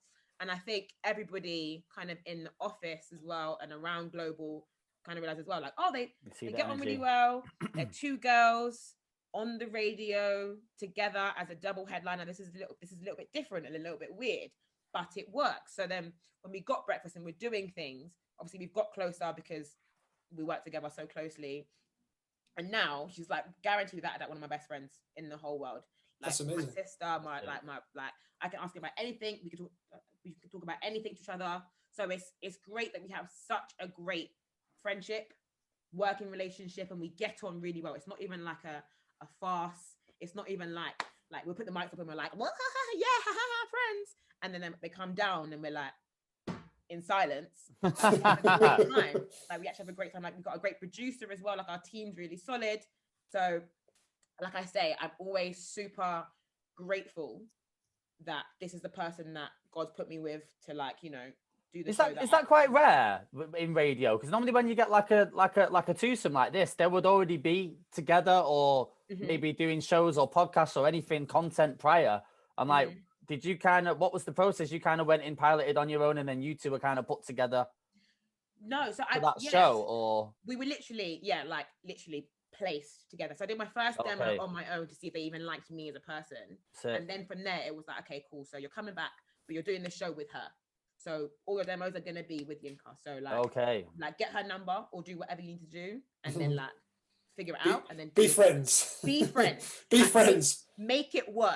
So yeah, and I think it is quite rare because, like you said, I've not heard of that one. Duos come in duos usually, or they would have been around each other at least for a little while, and then kind of like, you know, merged and then like got together. But we were literally like, here you go, make it work, and it could have gone horribly wrong, and if it did, then it went horribly wrong. But whoever it was smart enough to get it very, very right, and yeah, the rest is history. It would be great radio if you two didn't like each other as well, though. Yeah, that'd be lit. That'd be an amazing morning beef. We'd be like chatting over each other. She'd be turning my mic off. Listen, over the desk, while Wes Nelson is playing. It would be, that would be. How was it doing broadcasting through this whole coronavirus situation and lockdown and stuff? Did you still broadcast? How did the breakfast work?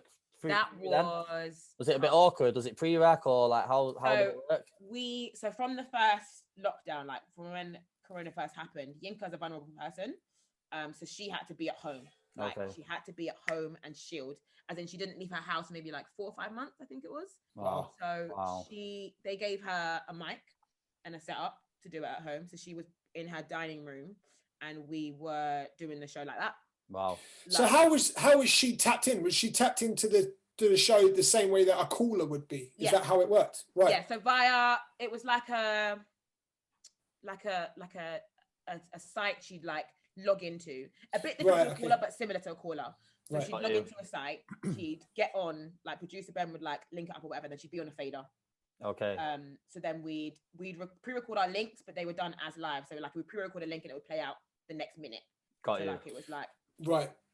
We only didn't do it live just because of the delay of like the call coming in. Her coming in, yeah. Oh, so props to your producer team then. Bruh. Chopping that up and getting the links out live. They had their money in the pandemic. That was we have one producer on our breakfast show, producer Ben, and he is like a G. So it was so tough. Obviously adapting for everyone. I mean, for everyone adapted when it first hit the pandemic, like getting used to doing things differently, getting used to doing Zooms or radio shows from home or Instagram live if you're a DJ or whatever. But you kind of have to just make it work. We made so many mistakes and so many like things, and then we'd get frustrated because we're in a pandemic, and it's like, oh man, like, this is like so frustrating. And because it was the first year of our show as well, we wanted to like be out. We wanted to like celebrate. We wanted to like do certain things, but it's like, oh no, sorry, not allowed. So it was super tough, but we got through it, and we had to do it twice as well, because when we went to the second one, Yinka had to be in a different studio because again, like shielding and whatever. Right. So it was crazy tough, but I mean, you gotta make it work. This is the thing. To be at work. People don't like radio. You like obviously during Rona in the last year, it's been so challenging for everyone. But for presenters, they still have to go in and turn it on and be that shining light through the radio. Do you know what I mean? Like, Was the times where you're just thinking, blood, I just need to have a little bit of a break right now. The world's not seen this kind of stuff before. But I think, you know what? Yeah, it was definitely. And the last year has been, of course, like for everyone, like a bit like, what the hell is even going on? And then as a broadcaster, you're meant to still bring the vibes. Like, hey, we've got the music and you can trust us. And of course, like figures went up for radio just because people were at home and they needed like company. So you did feel a lot of like pressure to be like the happy place. But also, I'm not happy. Like, this is mad. We're still humans at the end of the day, man. That's the thing. We're not undefeatable. Yeah. And I think in like the 6 month span of like the pandemic starting to when we were allowed out again, whatever, or summertime, whatever it was, there's so much that happened. Like so the pandemic hit, Yinka was at home. Then the whole BLM stuff, people are dying on the roads, people are protesting, and then people are getting killed. And then I lost someone in that time, and I was literally like this at work, like, so I couldn't even you couldn't even have a funeral, you couldn't even say bye properly, whatever. So there was a lot happening in that span of trying to just like get up and go to work and be the shining beacon. Join us, it's fine, it's okay, don't worry. Banter breakfast show. Banter on a breakfast show, literally that. So it was so difficult and a bit of pressure, but also it was good because I feel like we were allowed to be as honest as possible. Okay. So at that point, it was like, if that hadn't have happened, then things after we wouldn't have been allowed to do. So there were certain things that we spoke about, like George Floyd on our show. We spoke about End SARS on our show. We spoke about the volcano on our show, like only recently, the other day. So because of how we were feeling in that time, we were like to our bosses, like, bro, like people are dying, as in like for us to be like, what? Hello, good morning, whatever. Yeah. Sometimes you gotta keep it. Yeah, sometimes you gotta keep it real. Exactly. So where we were allowed to be a bit more honest with ourselves and our listeners, it kind of settled the pressure and the fear a little bit, because it's like, actually, take a step back. Let's not play this song right now. Maybe just talk. Maybe just like, if you want to get in contact and like have a little whatever, then this is your time to do that. So it was a moment where we kind of relaxed because we were allowed to be as honest as possible. And that wouldn't have happened if, like, you know, the world wasn't on fire, I guess, and we weren't allowed that time to like really like reflect. But crazy time. Is there more freedom on Breakfast with it being one of the flagship shows? Like, how's it work in regards to like links? Do you have a certain direction that you have to kind of stick to, or do you and Yinka get to like banter it and like add a bit of your, obviously you get to add your own sauce, but these kind of shows can be quite restrictive with like timings and links and putting stuff in the right place. Yeah, there is like a lot of structure, because I mean, it's a breakfast show and you've got to hit certain things, and timing is very important when it comes to the breakfast show. And obviously, like, the playlist is a playlist and it's there for a reason. But I think we are quite free in our team as to like how we talk, what we want to talk about, or how we take certain topics, or how we take ideas. And it's kind of like, it's good for us as we are allowed to have our views as our views. So where it's quite restricted in playlist, timings, news, or whatever it is, when it's us, it's us. Got you. So, and that is nice to have. And I think it's, for a breakfast show, it's kind of necessary, because, you know, you kind of want your listeners to feel you as much as possible. So where we're allowed to be us and do what we do best, it's nice, and people get that. I think it ties in with how you build your brand outside of the radio station as well, because if people hear you all energetic and cool on the radio, so they follow you on Instagram, and then on Instagram you're dead and you're just moaning all the time and just no vibes at all, it's going to be a contrast. But the fact that you can be yourself on the radio, and then people see your IG story and it's the same person. And it's exactly the same. Yeah, it's like, oh well, of course it is. Like, oh, this is the girl that I hear in the radio. This is the girls. These are the friends. These are the like hang with. Yeah. Do you find you get noticed a bit more now out in the street doing like a flagship nationwide breakfast? Are you famous now? Are you famous? Do people come up asking for pickies and that? Do you know what it is? So we walk down Central every day after work, and since January we've done that, because it's like a nice walk and it's like whatever. and we like to get our steps in. Me and Yinka are quite like on our fitness, so like let's get our steps in. Yeah, let's go. Love that. Since the shops opened, like what was it, 2 weeks ago, Monday or whatever.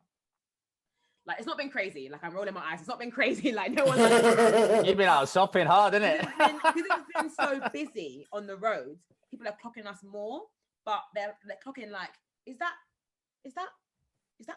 those two girls? Is that the girls from the radio? Is that?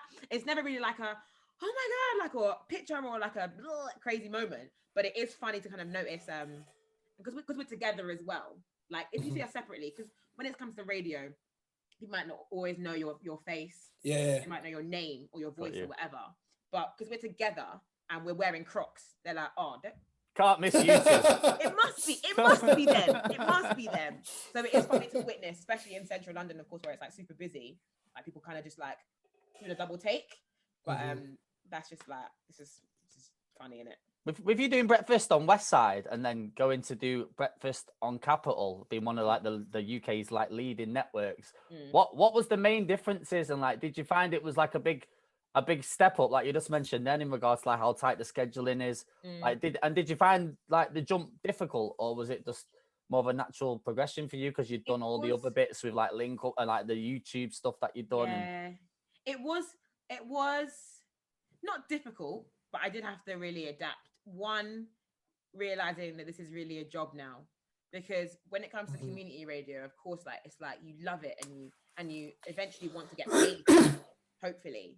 But also it's community radio, so you got a bit more freedom and you can like relax a bit more and maybe like switch a few songs here and there. Or you better be in the system moving all the songs around. I don't want to play this. I want to play this at 7:30 in the morning for these kids to hear. Like where obviously you can't do that anymore. And then there's an office as well in the building, so like people actually work here. So with community radio, it's like the studio, the tiny little office with like the station manager and like whoever else, and it's just like a little like family or whatever. But when you go to like the Capitals, the Capital Extras, the Radio Ones, the One Extras, whatever, this is a business, and these people, this is the person that like does the music and does a PR and does all the other jobs that are required to run a business. And you are just a presenter, like so. Like you don't have to worry about nothing else, innit? You don't have to work like in community. People don't realize you'll be producing. You're doing everything. Moving the playlist, cleaning your own music, cleaning your songs, doing absolutely everything. So it's like it was like a thing for me to realize and adapt. Okay, this is like a job now. One, you're getting paid, so don't mess this up, because you're not gonna get paid no more from this. So like fix whatever you need to fix. And two, like damn, this is like there's people who really, really work here and like have worked here for years, and like things move and things happen and X, Y, and Z. But I guess in terms of like the show itself, it was different, of course, because it's like a totally different show, different music, a co-host. But it's just like for me, it was like the building and like the environment. I was like, damn, this is really, really real. Yes, proper. The studios are like spaceships as well. No, you haven't got those old mixing desks. Yeah. I'm sorry, but that studio is mad. Touch screen monitors, like TVs on the wall. The studio's color coded, like rough. Yeah, this is not community. I tell you what, after all those years of community radio, how good did it feel when that first paycheck slapped for being on radio? Oh my God. When that first one hit, I was like, is this for real? I was literally like, so I'm doing what I've been doing for the last 5 years, and now why didn't I get paid this whole time? Do you know what I mean? Of course, the graft and the grind and the fun and the job and the jokes and whatever, but I was like, oh, rah, this is mad. Like, people have paid me to do this, and I've been doing this, and now I can get paid for this.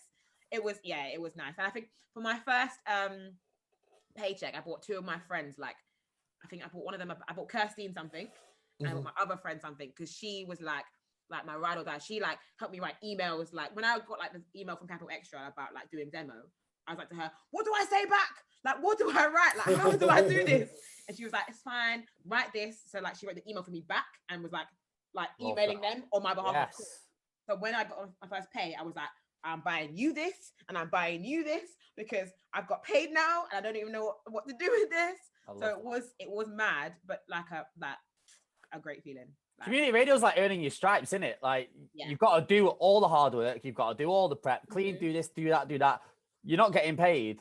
So like when you do finally take that step, for the people that do take the next step going into like national broadcasting, it's kind of like, I've done the hard work now, I'm here, and I'm going to have all these other people contributing all these different parts to my show, and it makes my life. I can just focus on just presenting and being me. You know what I mean? But I've done my hours, I've put it in. So like, you know what I mean? And there's the reason why I'm here already. So yeah, that's so mad. How when you get to like national radio, commercial radio, whatever, everything that you did before, you don't have to do anymore.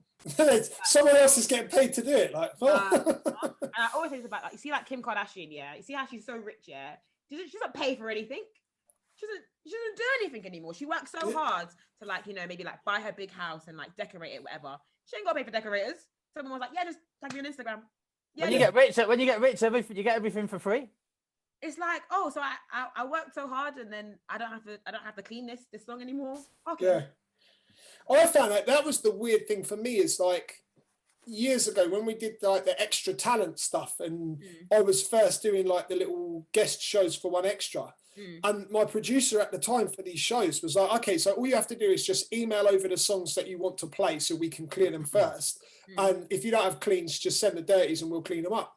It's like, what? You'll do what? You'll do what for me? Yeah, we'll clean them up so that they can go on air. Well, I'll just do it myself and send it. No. We have a broadcast assistant. That's their purpose, like their job.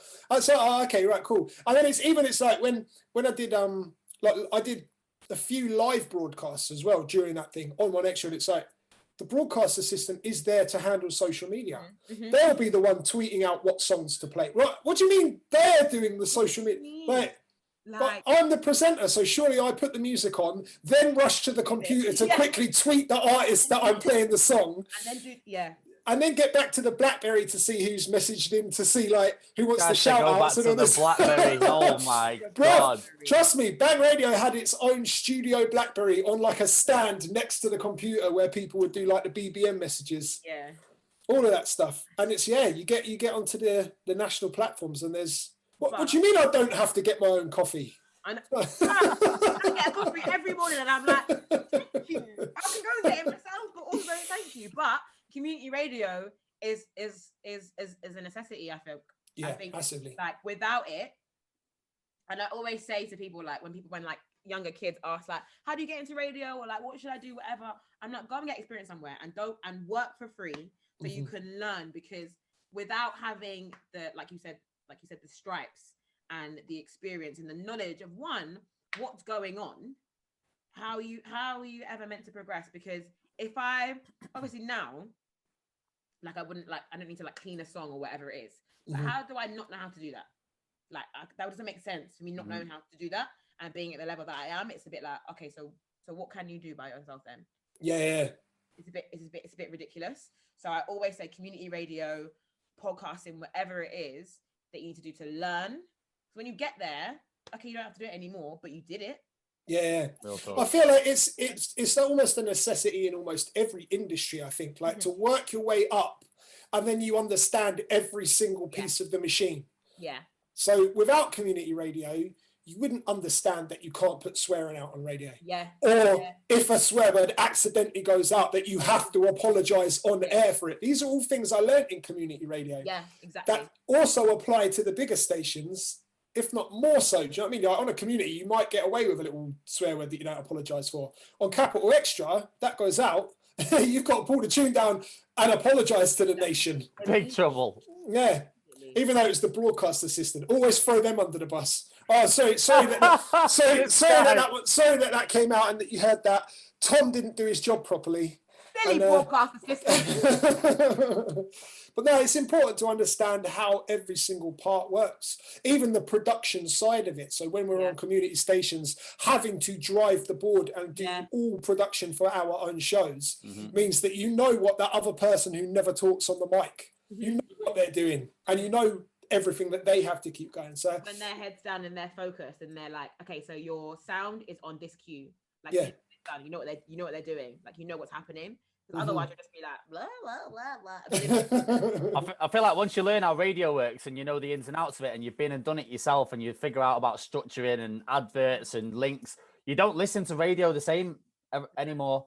When I listen to radio now, I hear like the structure and when links are going in certain places, or if something runs over, or if there's a little mistake which the average person wouldn't pick up on, you know, someone's in the studio flapping. Like, I don't. I want to get that out of my head though, man. I want to listen to radio normal again. But that's like a DJ thing as well, though. As a DJ, if you ever like go out, you must be like with the critical ear. Just like Even when you try not to, though, you've got spidey sense. So if there's a clang, you're not listening, but you'll hear it. Yeah. Fully. Like I do this thing, when you're like, if you hear a mix or whatever, like you'll be like this. Like my arms like twitching, like just quick. just give it a nudge. Give it a nudge. Just nudge it a little bit to get it in. Yes. And it's dragging like a second out, but you're like trying to push it along. Yeah. Come on, mate. By yourself. Yeah. A little nudge. Bloody hell. Well, we should be back in the club. I've got a gig on Friday, so that should be interesting. Nice. To see how that goes. Playing to actual humans this week. Real life human beings. Yeah, it's outside. See in Manny where you are. Yeah. Manny. Bars and restaurants.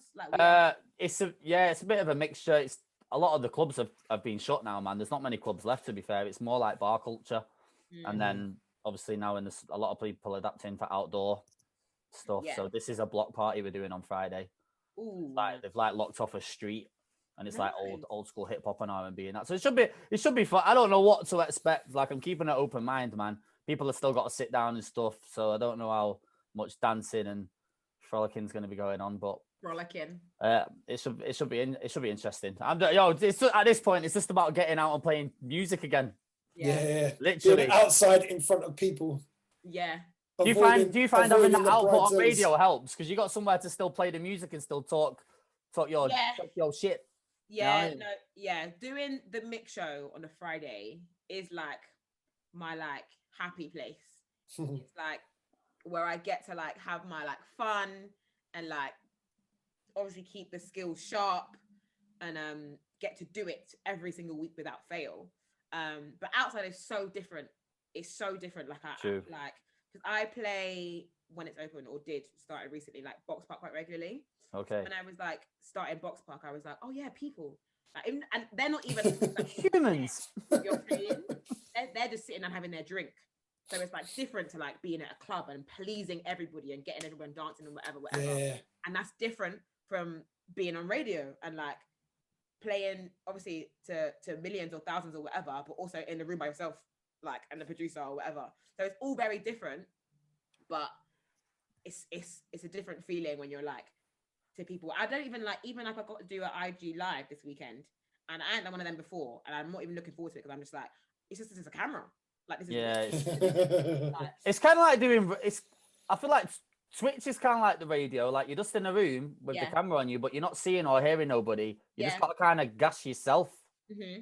Like I get Insta Live's kind of the same, but you do have that. You can kind of feed off the interaction in the comments. Like you kind of know when they're feeling it or whatever. Yeah, you'll be fine, man. You got that. Also, I have resting bitch face as well.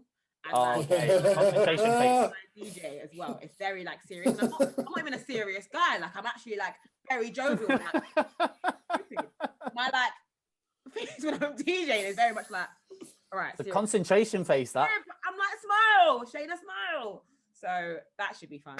But maybe I'll get really drunk and then see how it goes. Yeah, I feel like that's the best way. Like Dubl, we've done it, haven't we? We got licked on Twitch once or twice, and it's a vibe, man. Yeah. It's different. It's different. I'm screaming down the mic, like into my lap, like.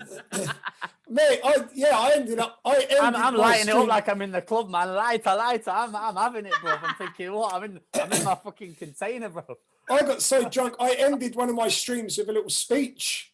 one of my childhood and one of my like childhood / teen best friends just randomly popped up in the stream, and he was just there vibing all night, and then he was proper. He was my Kirstine for the night on Twitch, proper bigging me up the whole time in the chat. And yeah, by the end of it, I finished. It was 3 a.m. I was absolutely smashed, and I did like a 5-minute monologue about it, me and him. It was wild. I can't wait to get drunk on Twitch again. You held that down, Dubl. I need to see it. It's gone. Lucky now, I stayed quiet until Twitch deleted it. It's 2 weeks and it's gone. God, see ya. So Insta Live this weekend, Shayna. Yeah, is it a turn up on the Instagram? I'm not even telling you guys where it is because I don't see my face. It's like, yeah, see, there's her resting bitch face. There it is. Yeah, it'll be fun though. It's my friend's birthday. Do you guys know Davda? DJ Davda? Yes. Yeah. No way. He is like I met him when he was 15 or 16 at Westside. He's still super young now, but he is my all-time favorite DJ in the world. I think he's so talented. I think he's so amazing at what he does, and his passion, his knowledge is off the charts. And I'm like, and because I met him so young, I'm like, what do you know about this tune? Yeah, that one. That one. I know this song, innit? I just know this song. And I'm like, what do you know about this? Like, he's so wicked. So it's his birthday. He's having a little like Instagram live thing. So it should be fun. And it's only because it's him. I was like, yeah, fine, I'll do it. Just because it's you and you're my brother. Okay. Like, I'll do it. So yeah. That one's where you can't say no. Yeah. He just produced a tune for someone recently as well, didn't he? Yeah, he did. He sent me a dub plate out of nowhere, man. Was it like a dancehall joint? Yeah, dancehall influenced. Anyway. Yeah. He sent me a dub, man. I was like, my guy, I didn't even have to ask for this. That's what even things like that. Yeah, he's so good at just like getting things done.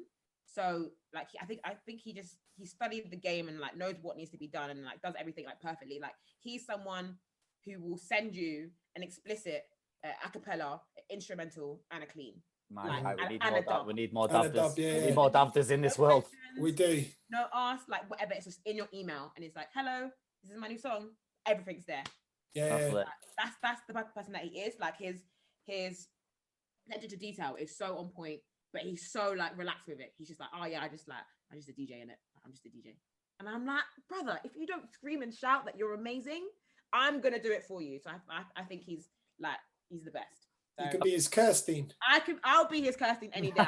Yeah, you'll see on the live. That's the thing now. Do you feel like you really have to be out here shouting from the rooftops? Like some people just ain't built that way, but I feel like with the way the world is set up now with socials and everything else, like you got to be out here championing yourself on the front line. Do you know what I mean?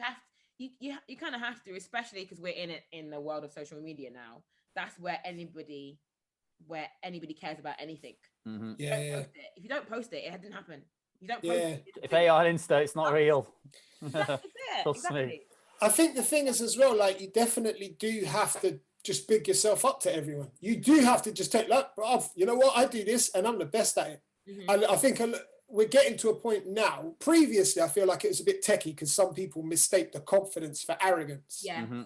But I kind of used to play it down a bit. I didn't really used to shout about myself now. But if people ask me now, or sometimes they don't ask me, I just offer it up for free. I just be like, you know what? Yeah, I'm a sick interviewer. Like I'm very good at what I do. Like, and I feel like you do have to have that attitude and project it out because there is so much social media noise now and so many people trying to make it in whatever way, shape or form, making it looks like for them. But the timeline is just crammed with real talk. Everyone. So you have to be your own cheerleader first and tell people like, got to believe in your own source. I'm sick at this. Look at what I do. Yeah. I feel like especially in our line of work as well, broadcasting, radio, interviews, like DJing, like we got to be confident. We got to be out here on the front line, like letting people know that we believe in our own. Like how do you expect everyone else to believe in your source if you don't believe in exactly that. And you know it's I don't know, it's a bit scary because it's online. Online is always like a bit of a weird place. Like you can be out there and then someone's like, okay, yeah, but you're shit, and it's like a stranger in their house and you're just like, but I don't even like. You know what I mean? It's so weird with social media because it's like people can tell you like stupidness and you're not meant to see like bad things about yourself every single day.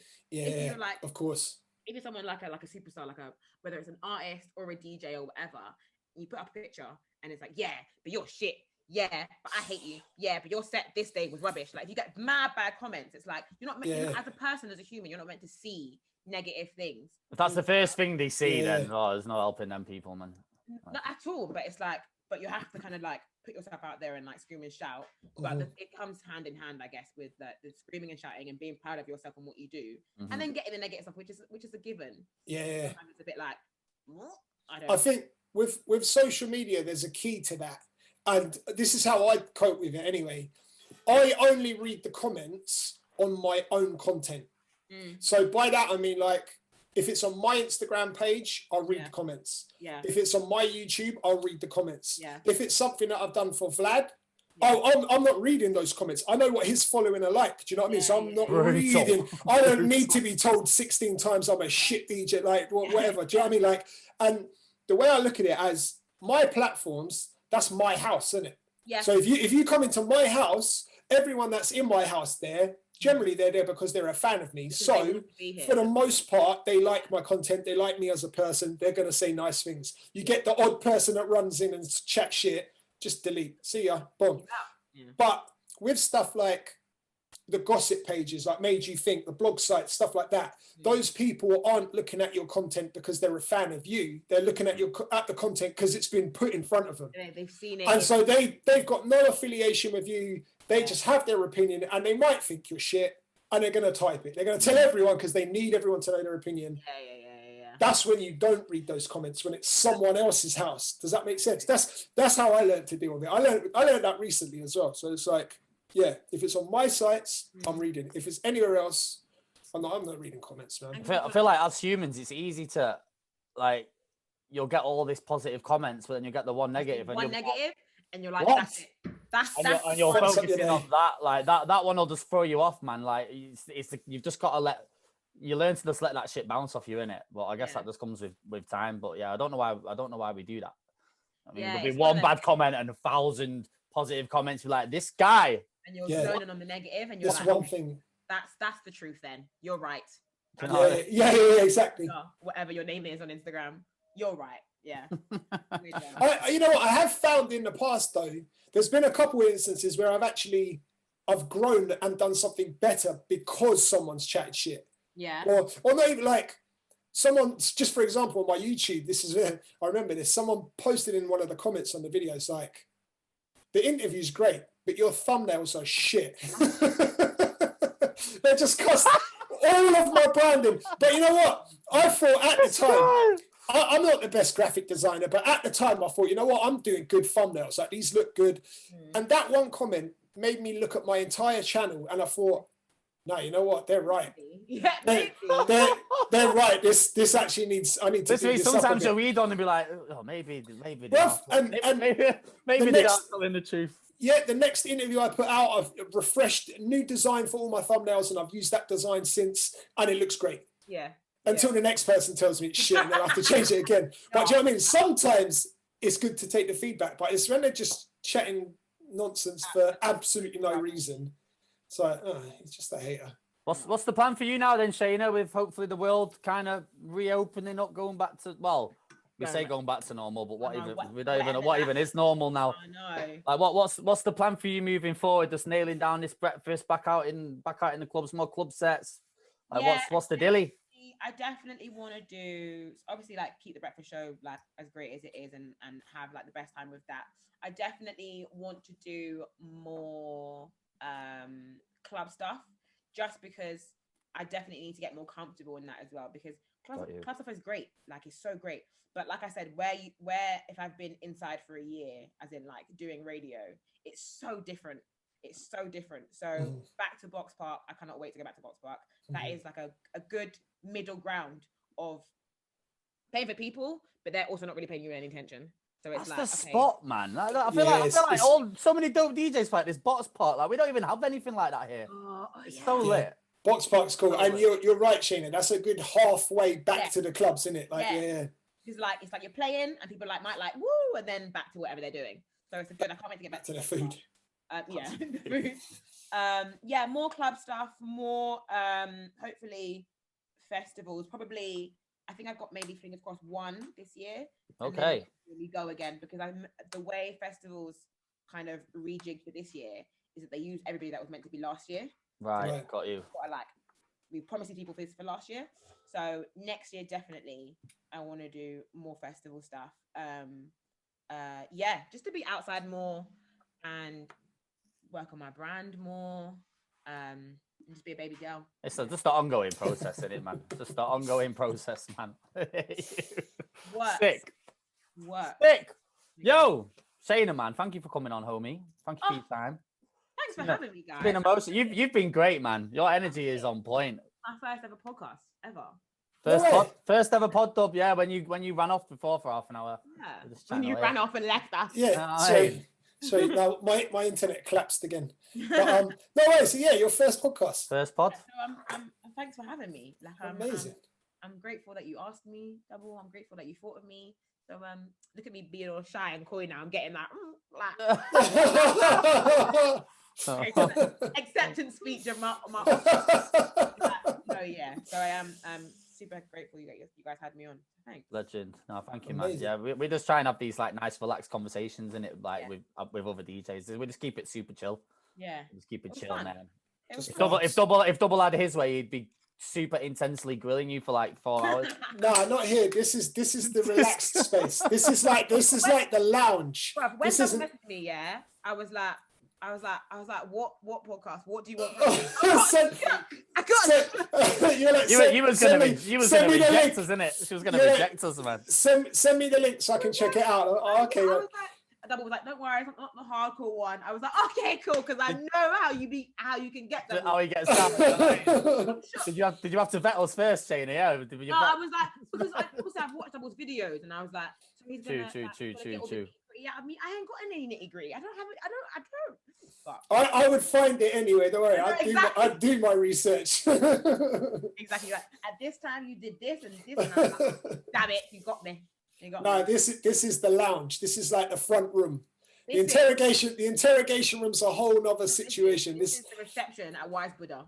Exactly. And there's no way I would let Dubl get too deep because I'm kind of like you, Shayna. I'm a joker. So if it gets too serious, I just have to break the ice. Yeah. It has been great. So thank you guys again. Thank you, Shayna. Plug your socials before you leave. So on everything, it's Shayna T Marie, not Shaynat. Shaynat. I get that. Shayna T Marie on Insta, Twitter, TikTok, and all that other crazy stuff as well. So what does the T stand for? So okay. Middle name or no? My first name is Shayna Marie. So Shayna -Marie. That's my name. Right. T. I can't remember what's the. Okay, I'll tell you. I'll be honest. So when Come on, break it down before you go. It's so weird. When I was 16, I had a boyfriend who was really mean to me. Yeah. So my friend put in her BBM status, Team Shayna. So, but it was like #TS. Yeah. So I was like, so we were being secretive. It was like, my team. But he didn't know what's going on. But it was like, TS. And I took that T, like I just had it because it was like, TS, Team Shayna, team, me, whatever, let's go. And then now it's just there forever. Wow. So really, it's nothing. But what I will say, my little brother, who is like my life, his name's Tyler. So I'm like, it's T for Tyler. Okay. There you go. That's what I say. But you guys got the real. But forevermore, I will say it's T for Tyler. We'll have to use that as a soundbite. Yeah. See, I told you. I find out things. I told you. I'm only joking. I'm joking. We won't do that to you. Shayna T Marie. That is I. There you go. Sick. Amazing. All good, man. Love. So it's nearly your bedtime, Shayna. Yeah, we'll let you go, man. You can go kick a chill now. Honestly, I'm going to take my car to the garage. The garage? I know, the garage. The garage? I'm bringing it home. I'm going to work out and then I'm going to bed. Day done. There you go. I was going to say get up at 4:30 by 2:30, man. I've been up for hours. It's a full day. I'm just waking up. It's a full day. It's almost time for that 3 o'clock coffee. Absolutely not. That's Yinka. Nah, you're taking the mic. I could drink coffee at. I'll have a coffee at 7 that night, mate. You people are crazy. No jokes. On that note, I'm leaving you crazy people alone. Yeah, man. Thank you, Shayna. Been a pleasure. Shayna, legend. See ya. Thank you, homie. We'll speak to you soon, yeah? All right, speak to you soon. Bye, guy. Bye, guys. Bye-bye. Bye-bye.